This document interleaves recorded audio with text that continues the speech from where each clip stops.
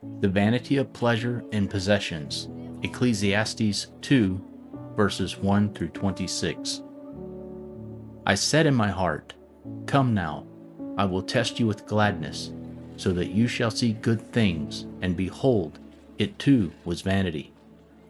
I said of laughter, It is madness, and of gladness, what does it do? I explored with my heart how to stimulate my body with wine, while my heart was guiding me wisely, and how to seize simple-minded folly, until I could see where is the good for the sons of men, in what they do under heaven the few days of their lives. I made my works great. I built houses for myself. I planted vineyards for myself. I made for myself gardens and parks, and I planted in them all kinds of fruit trees. I made for myself pools of water, from which to water a forest of growing trees.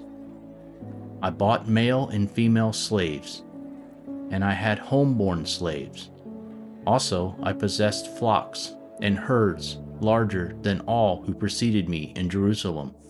Also, I collected for myself silver and gold, and the treasure of kings and provinces. I provided for myself male and female singers, and the pleasures of the sons of men, many concubines. Then I became great and increased more than all who preceded me in Jerusalem. My wisdom also stood by me. All that my eyes asked for, I did not refuse them. I did not withhold my heart from any gladness, for my heart was glad because of all my labor, and this was my reward for all my labor. Thus I turned to all my works, which my hands had done, and the labor which I had labored to do, and behold, all was vanity and striving after wind, and there was no advantage under the sun. Wisdom excels folly. So I turned to see wisdom, madness, and simple-minded folly. What will a man do who will come after the king except what has already been done? And I saw that there is an advantage in wisdom over simple-minded folly, as light has an advantage over darkness. The wise man's eyes are in his head, but the fool walks in darkness. And yet I know that the fate of one becomes the fate of all of them. Then I said in my heart, As is the fate of the fool, so will my fate be also. Why then have I been extremely wise? So I said in my heart, This too is vanity. For there is no remembrance of the wise man along with the fool forever, inasmuch as in the coming days all will be forgotten, and how the wise man dies with the fool. So I hated life, for the work which had been done under the sun was grievous to me, because everything is vanity and striving after wind, the vanity of labor. Thus I hated all the fruit of my labor for which I had labored under the sun, for I must leave it to the man who will come after me. And who knows whether he will be a wise man or a man of simple-minded folly?